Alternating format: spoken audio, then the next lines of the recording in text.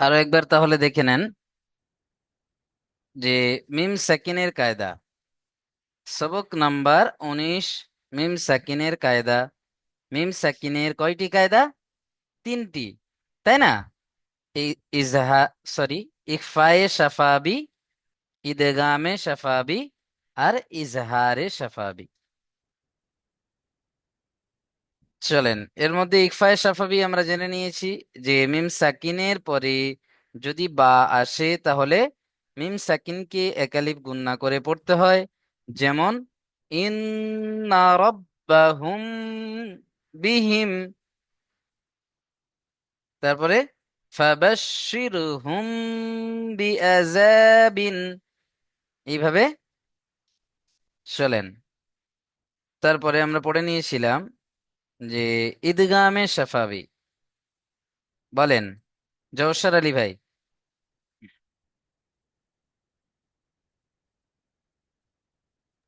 কি বলেন? ঈদগামে সাফাবি কাকে বলে আরো একবার বলেন দেখি।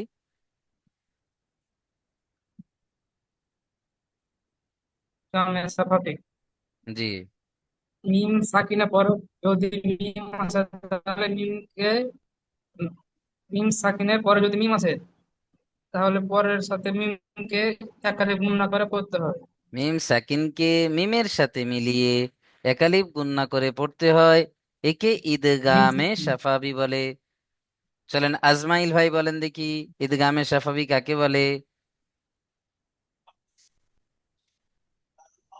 এটা পরে মুখস্থ করবো, জি এখন পাচ্ছি। জি ভাই, আজমাইল ভাই বলেন। ওয়ালাইকুম হুজুর। ওয়ালাইকুম আসসালাম। বলেন ভাই, ঈদগামে সাফাবি কাকে বলে? আমি অনেকদিন পর আজকে ক্লাসে ঢুকেছি। আচ্ছা ঠিক আছে, বলেন, আমি বলে দেবো ইনশাল্লাহ। বলেন। একবার বলে দিন। মিম সাকিনের পরে যদি মিম আসে, বলেন, এই যে মিম সাকিনের মিম পরে মিম এসছে, সাকিনের পরে যদি মিম আসে তাহলে তাহলে এই গুণনা করে মিমকে মিমের সাথে মিলিয়ে একালিফ গণনা করে পড়তে হবে। মিমকে মিমের সাথে পড়িয়ে একালির পরিমাণ গুণনা করে পড়তে হবে। মিমকে মিমের সাথে মিলিয়ে, দুটো মিম একসঙ্গে মিলিয়ে দিতে মিম হবে।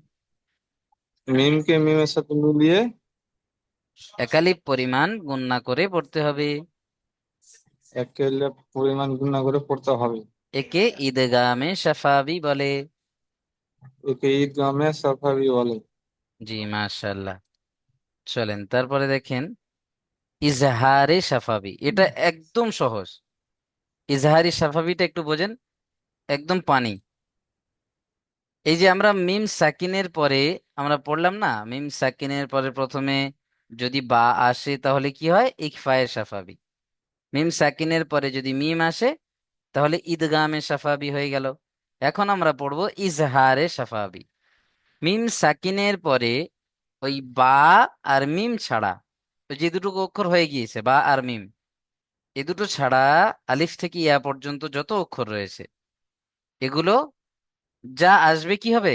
বিনা গুণনায় জাহির করে পড়তে হবে মিম সাকিনকে। একে ইজহারে সাফাবি বলে। একদম সহজ না?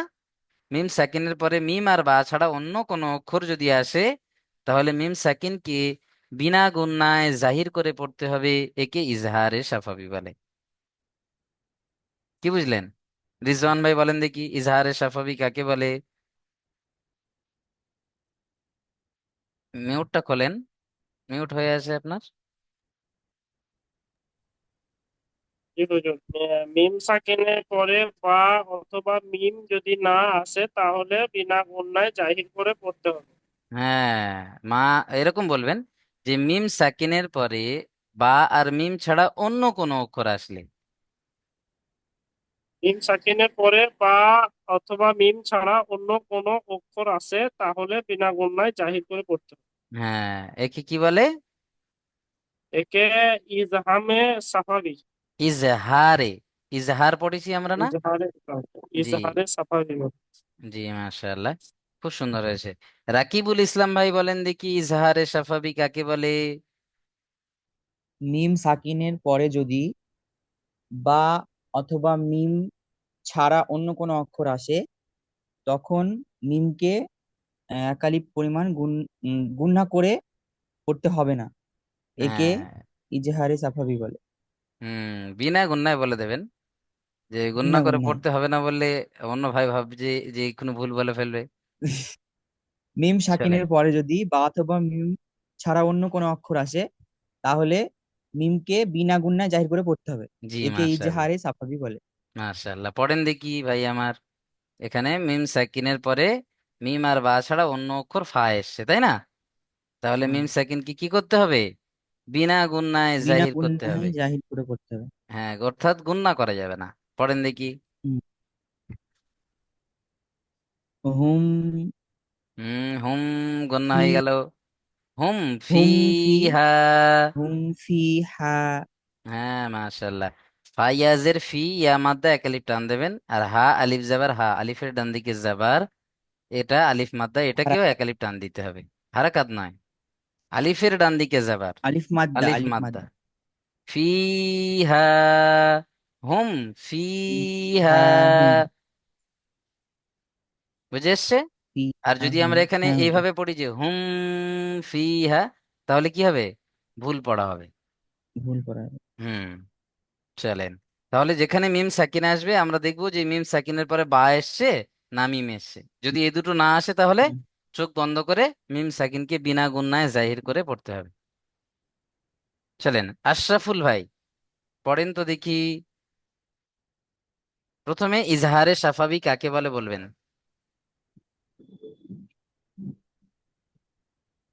মিম সাকিনের পরে বা ইয়া তো মিম বা বা আর মিম ছাড়া বা অন্য ইয়া তো কোনো। অন্য কোনো অক্ষর আসলে বিনা তাহলে গুণনায় তাহলে মিম তার সাকিন কি বিনা গুণনায় কাকে পড়তে হবে সেটা তো বলতে হবে। মিম সাকিনকে বিনা গুণনায় তাড়াতাড়ি পড়তে হবে। হ্যাঁ, মাশাআল্লাহ। একে কি একে বলে? ইজহারে একে ইজহারে সাফাবি বলে। মাশাআল্লাহ, মাশাআল্লাহ, খুব সুন্দর হয়েছে। চলেন পড়েন এখন, একদম সহজ। হুম ফিহা। লাহুম, লাম জাবার লা, হা মিম আচ্ছা পেশ এইটা হুম। আচ্ছা এইটা আমি আগেরটা বললাম। জি, দ্বিতীয়টা পড়েন। হুম লাহুম আজরুন। হ্যাঁ, লাহুম আজরুম। আজরুন। মাশাআল্লাহ, খুব সুন্দর হয়েছে। চলেন রাজ শেখ ভাই পড়েন তো দেখি শেষেরটা। প্রথমে ইজহারে সাফাবি কাকে বলে বলবেন, হ্যাঁ? ইজহারে সাফাবি বলে মিম সাকিনের পরে বা মিম না এলে মিমকে এক আলিফ গুণ না করে পড়তে হবে না। জি না, আহ, এক আলিফ গুণনা করে পড়তে হবে না বলছেন? আচ্ছা ঠিক আছে তাহলে এইভাবে বলবেন যে মিমকে বিনা গুণনায় জাহির করে পড়তে হবে। মিমকে বিনা গুণায় জাহির করে পড়তে হবে। না হলে সবাই ধোকা খেয়ে যাবে যে একালি পরিমাণ টান দিয়ে পড়তে হবে না, শেষে না বলে দিলে সব তো শেষ। চলেন, খুব সুন্দর হয়েছে, মাশাআল্লাহ, বুঝতে পেরেছেন। চলেন ভাই পড়েন শেষেরটা। ল- লাম ইয়াবিসুল। দেখেন, লাম ইয়াল, ইয়া লাম জাবার ইয়াল, এই যে এটা লাম সাকিন আছে, ইয়া লাম জাবার ইয়াল, ইয়াল। লাম ইয়াল লাম ইয়াল বিসু, বিসু। বাজের বি, সিন ও পেশ সু, সু। বিসু, বিসু। লাম ইয়াল বিসু। লাম ইয়া লাম ইয়াল বিসু। হ্যাঁ, মাশাআল্লাহ, খুব সুন্দর হয়েছে। চলেন বাকি আছেন কোনো ভাই পড়তে? প্রত্যেকে তাহলে ক্লিয়ার আছে, তাই না? আশা করছি একদম সহজ একটা বিষয়। মিম সাকিনের তিনটি কায়দা: ঈদগামে সাফাবি, সরি, প্রথমে ইকফায়ে সাফাবি রয়েছে, ইকফায়ে সাফাবি, ঈদগামে সাফাবি, আর ইজহারে সাফাবি, তাই না? জি। হুম। তাহলে প্রথমে ইকফায়ে সাফাবি কাকে বলে আমি আরো একবার বলছি, আপনারা মিলিয়ে নেন, আমার সাথে সাথে বলেন। মিম সাকিনের পরে, বুঝে বুঝে বলেন। মিম সাকিনের পরে, প্রত্যেকে মিউট খুলে দেন। অসুবিধা নেই।